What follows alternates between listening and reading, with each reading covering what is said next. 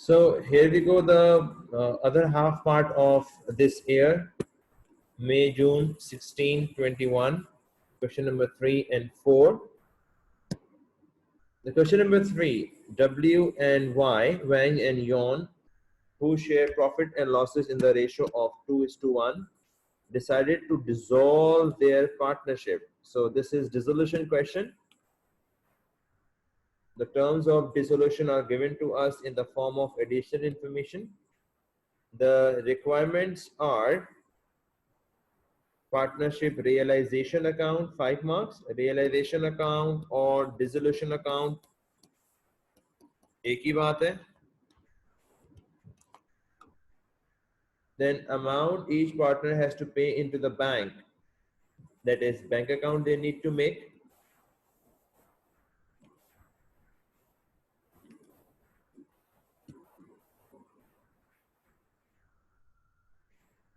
And the C is state 2 reason why partners have an overdraft current account balance. So not a big deal. Bank का current account balance का OD balance क्यों हो सकता है, current account का negative balance क्यों हो सकता है, ओडी नहीं कहना चाहिए, नेगेटिव बैलेंस क्यों हो सकता है. सबसे पहले तो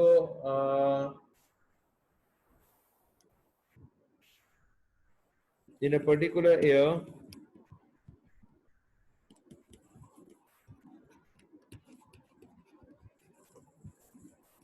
business is having a loss instead of profit. Company को लॉस हुआ है और वो लॉस अगर डिस्ट्रीब्यूट करेंगे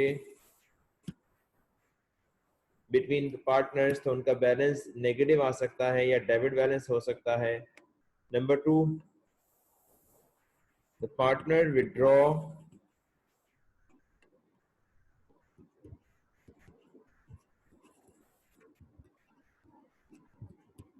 more than his share of profit. उसका हिस्सा प्रॉफिट में जितना था उससे ज्यादा अगर उसने ड्राइंग कर ली तो डेबिट साइड उसकी ज्यादा हो जाएगी.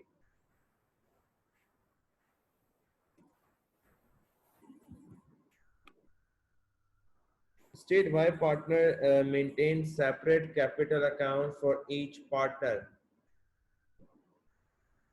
to apply interest on capital on each partner. They need to have separate capital account, like there are two partners, partner A and B, तो A का capital अलग होना चाहिए, B का capital अलग होना चाहिए, ताकि दोनों को अलग अलग इंटरेस्ट ऑन कैपिटल लगाया जा सके.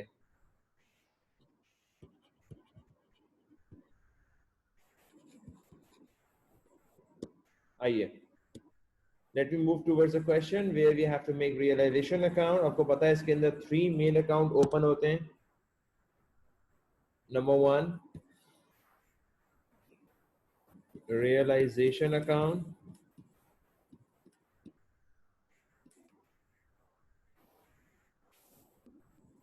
नंबर 2, कैपिटल अकाउंट, और आखिर में बनता है bank account.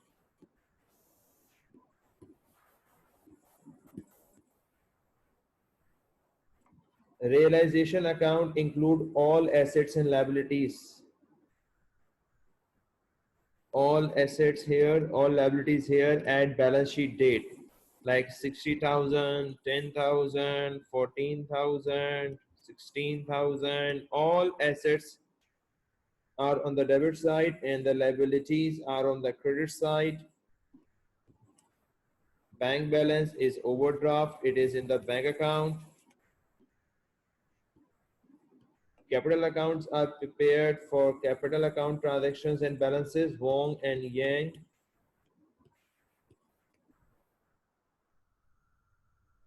I have deal with these 4, 5, 6 items. इसके बाद मेरे पास कैपिटल है और करंट अकाउंट है. Capital account brought down capital में आ जाएगा 40 and 50.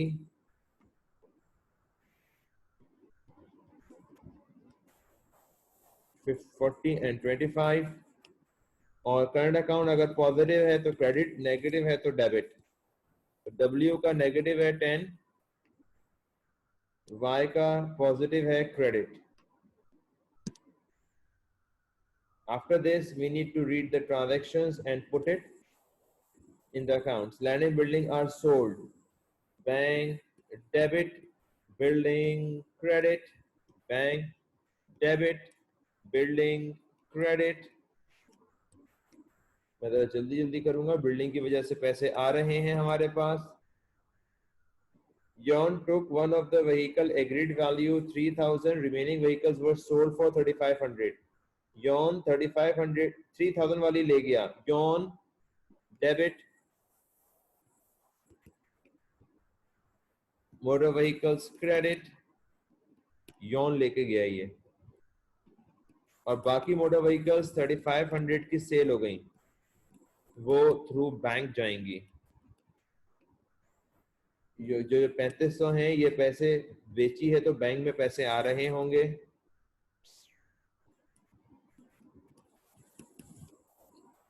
Trade receivable realise 15,000, trade receivable से भी पैसे आपके पास आ रहे होंगे. Bank debit, receivables credit.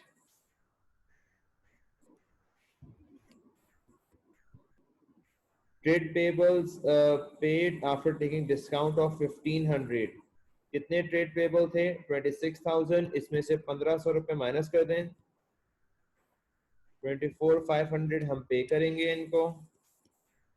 Trade payable को हम पे कर रहे हैं 24,500. लायबिलिटी कम हो रही है 24,500.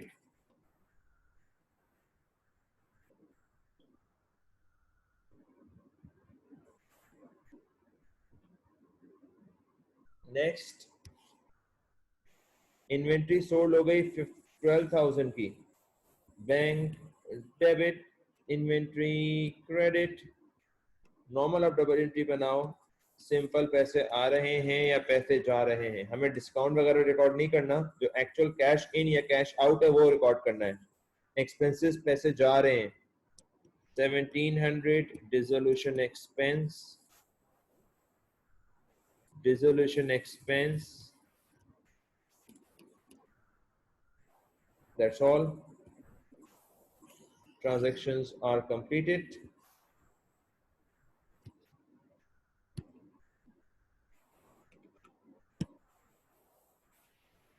Now you need to close the realization account, calculate gain or loss.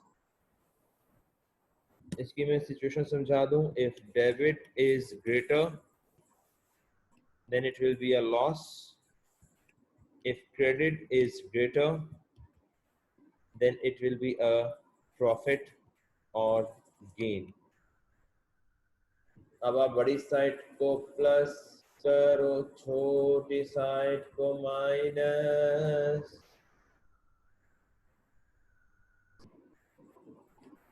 Credit side को प्लस करो, देखो क्या आ रहा है.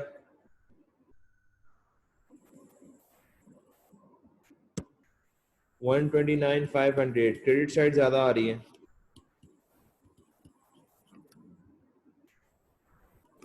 3,300 का हमारे पास गेन आ गया.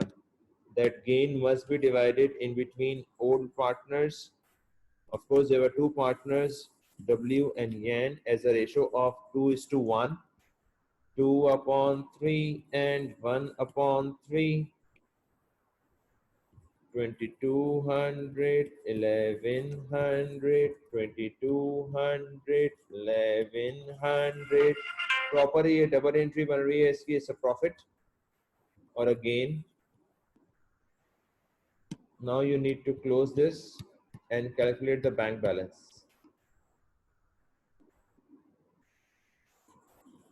क्रेडिट साइड ही हैवियर लग रही है इसके अंदर.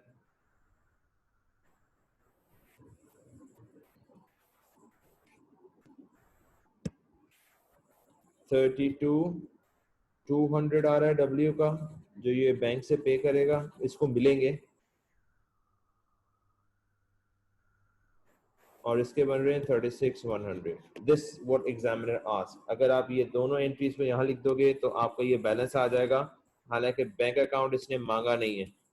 आप अगर बनाओगे तो ये बैलेंस आ जाएगा. राइट हो गया मेरा बेटा. डिसोल्यूशन के हवाले से काफी है इतना कुछ. Now we will move towards a favourite topic costing आ रही है हमारे पास। क्वेश्चन नंबर 4,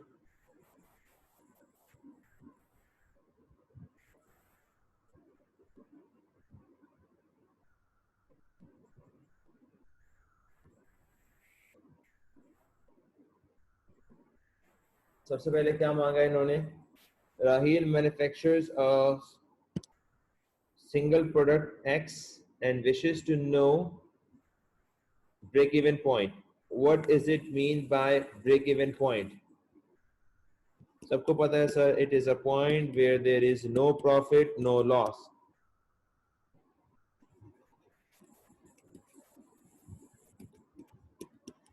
आप अपने वर्ड्स में कुछ भी लिख सकते हैं जिससे ये मीनिंग क्लियर हो जाए।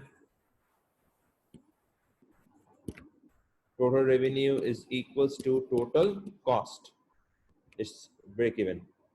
Now additional information is given to you. Examiner asks us to prepare to calculate break even point in units and in revenue.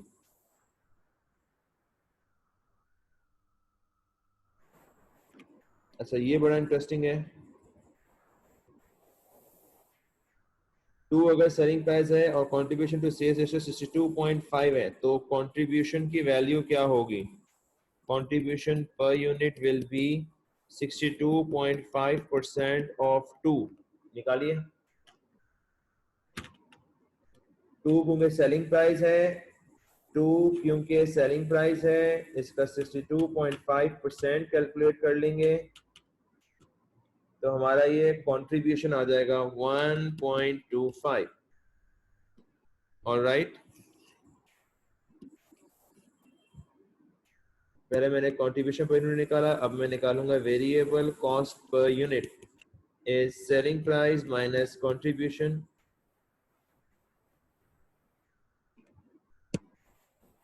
I hope इसी से हमारा फॉर्मूला लेकर लग जाएगा। Fix cost upon contribution per unit. So fix cost is 50,000 and contribution per unit is 1.25.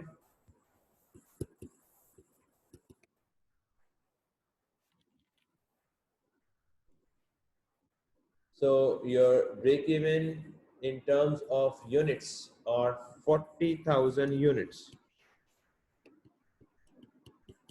ये लिखना मत भूलिएगा, सफिक्स लिखना बहुत जरूरी है। Next, break even in revenue.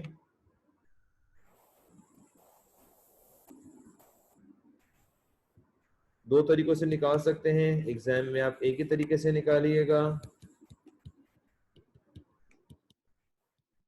इन दोनों फॉर्मूला को लगा सकते हैं। मैं नीचे वाला लगाता हूं।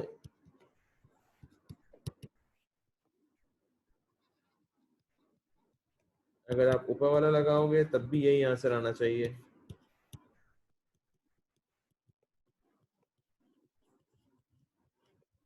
$80,000 ही आपका आंसर आना चाहिए।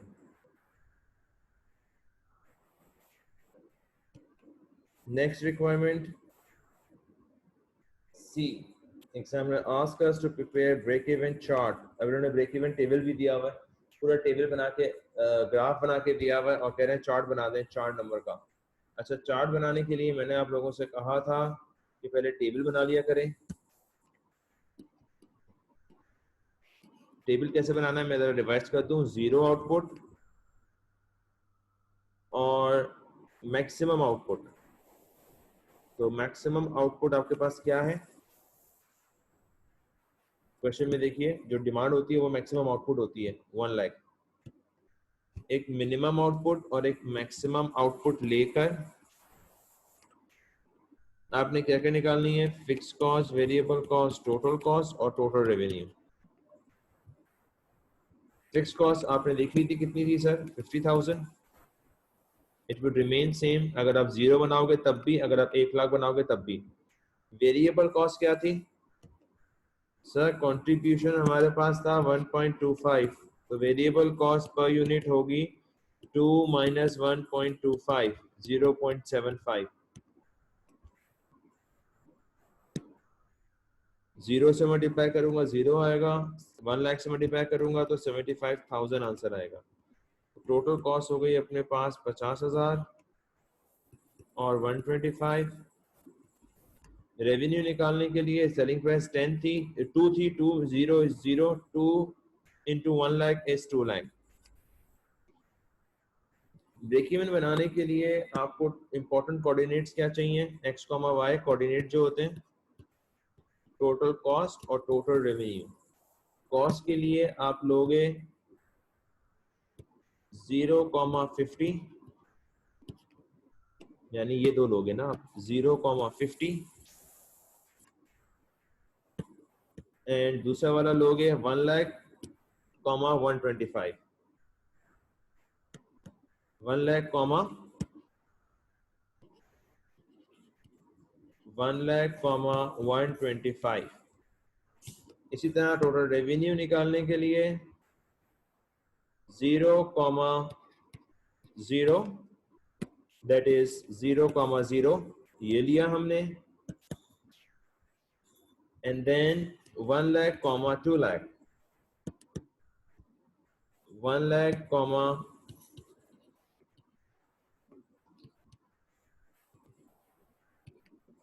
2 लाख।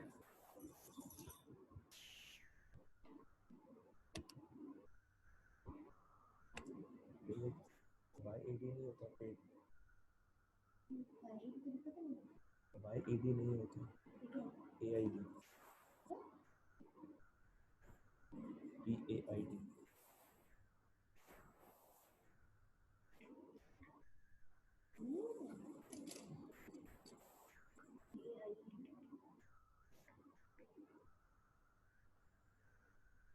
1 लाख, 2 लाख। तो इन कोऑर्डिनेट्स की मदद से आप ग्राफ बना लोगे।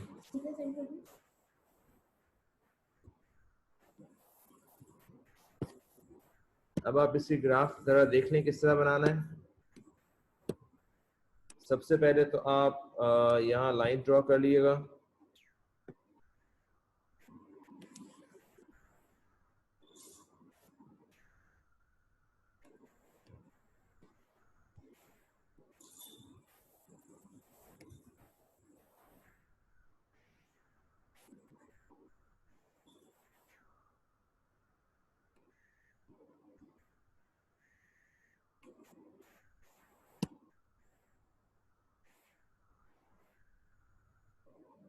एक्स एक्सिस पे हमारे पास कॉस्ट होती है, वाई एक्सिस पे हमारे एक्स एक्सिस पे हमारे पास आउटपुट होता है यूनिट्स, और वाई एक्सिस पे हमारे पास कॉस्ट एंड रेवेन्यू।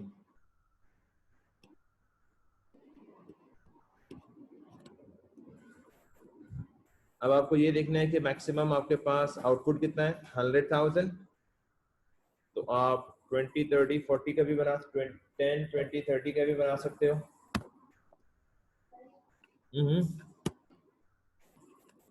2, 3, 4, 5, 20, 40, 60, 80, 100।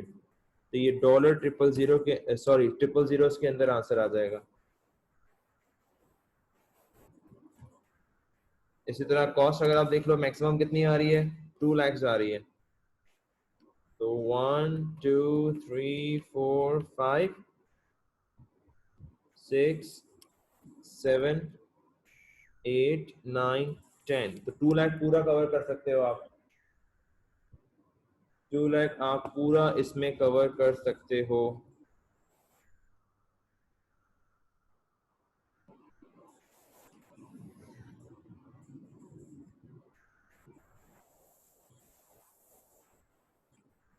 अगर इसको यहां से स्टार्ट कर दोगे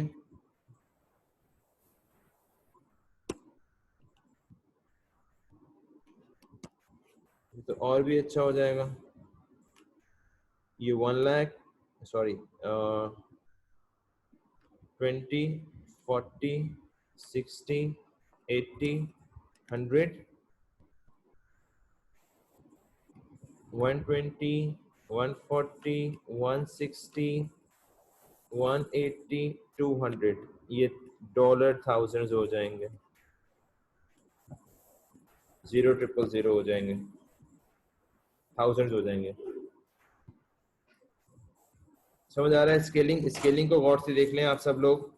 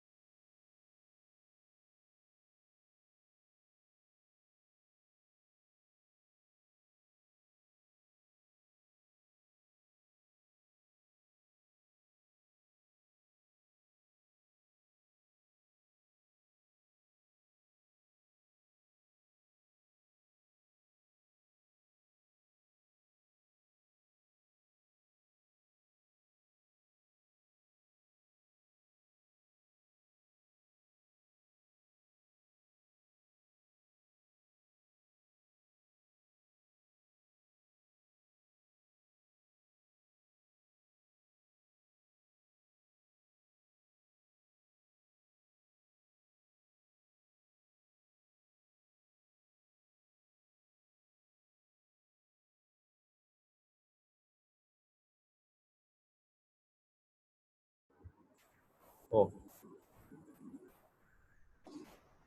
apologies. सो आइए मैं लिमिटिंग फैक्टर करवाता हूँ। लिमिटिंग फैक्टर ये मैंने तरीका बताया था, प्रॉफिट निकालने का तरीका, total contribution minus fix cost. इससे पहले मैंने सिंपल कंट्रीब्यूशन पर यूनिट निकाला है, selling price minus variable cost per unit. I hope you can manage it.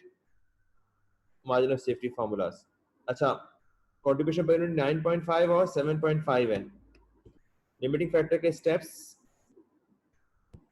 Products are Y and Z. Products are Y and Z.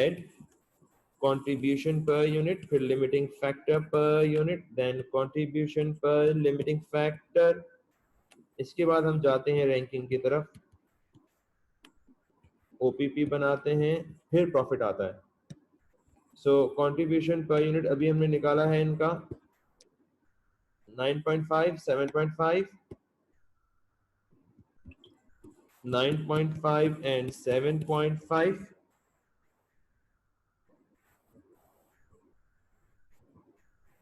Limiting factor per unit कैसे निकालूंगा sir? Labour limiting factor है, यहाँ लिखा हुआ है 5 per hour और ये dollar दिया हुआ है।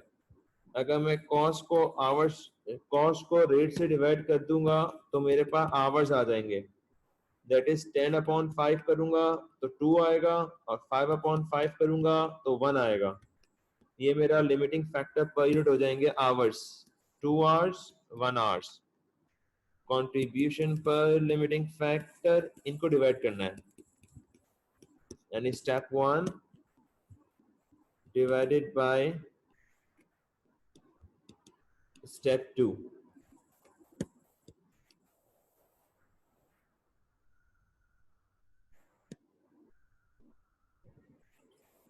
कैलकुलेटर से निकालिए क्या आंसर आ रहे हैं आपके पास।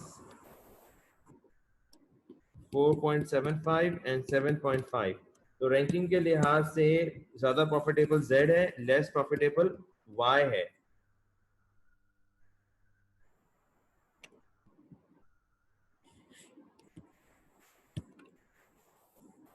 Right my boys. तो Z के आप कितने बनाओगे? पूरे बनाओगे आप। आउटपुट कितना था? 10,000 टोटल अवेलेबल आवर्स हैं। टोटल आवर्स आपके पास 10,000 आवर्स हैं। आउटपुट है हमारे पास 4,000 और 6,000। I hope you can manage it. 1 hour के हिसाब से अगर मैं 6,000 बनाऊंगा तो बाकी मेरे पास सिर्फ 4,000 बच जाएंगे, और 2 के हिसाब से अगर बनाने बैठूंगा तो Y का आउटपुट कितना बनेगा? ओनली 2,000। हालांकि उसकी डिमांड 4,000 है, लिमिटिंग फैक्टर होने की वजह से इसका आउटपुट कम होकर 2,000 हो गया है। अब आप रिवाइज प्रॉफिट निकालोगे, प्रॉफिट निकालने की इक्वेशन वही होगी, total contribution minus fix cost. Fix cost भी वही होगी 60,000। जो इस पार्ट में मैं फिक्स कॉस्ट लूंगा वही फिक्स कॉस्ट मैं यहां भी लूंगा। सिर्फ कंट्रीब्यूशन निकालने के लिए contribution per unit multiply by output, contribution per unit multiply by output, contribution per unit multiply by output. This is how we have to calculate the profit.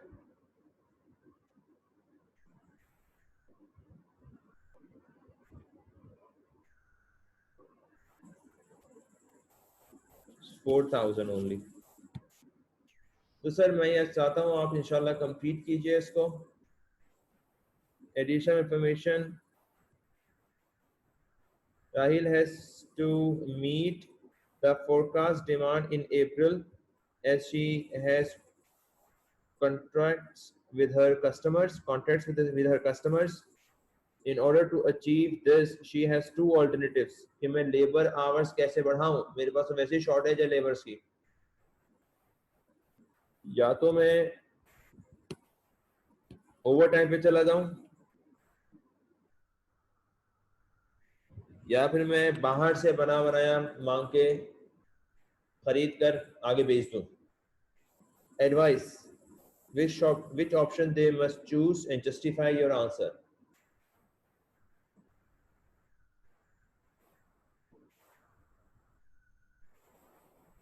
तो आप इसको नॉर्मल तरीके एक्सप्लेन कर देना, पहले आप ओवर टाइम के लिए से बातें कर लें,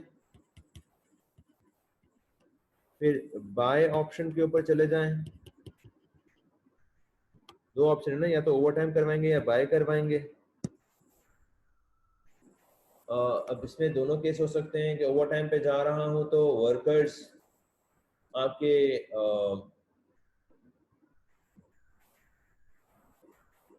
ओवर पेमेंट करनी पड़ेगी,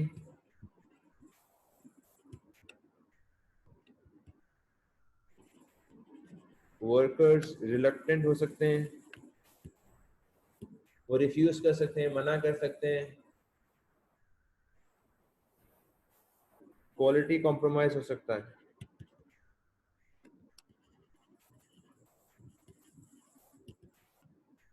प्राइस भी आप कर सकते हैं।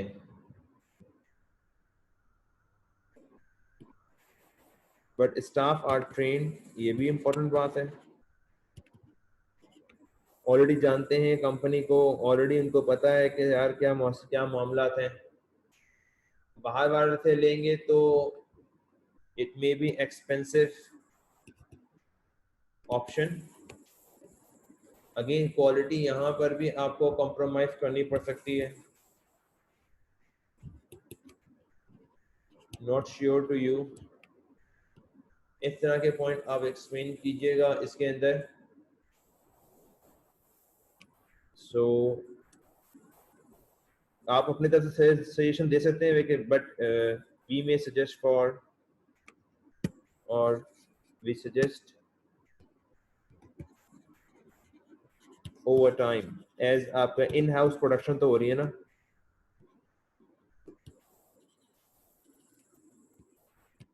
इन हाउस प्रोडक्शन है ना आपकी, बाहर से तो लेना नहीं पड़ रहा। इंग्रेडिएंट्स क्या डाले हों, स्टाफ का क्या मसला हो।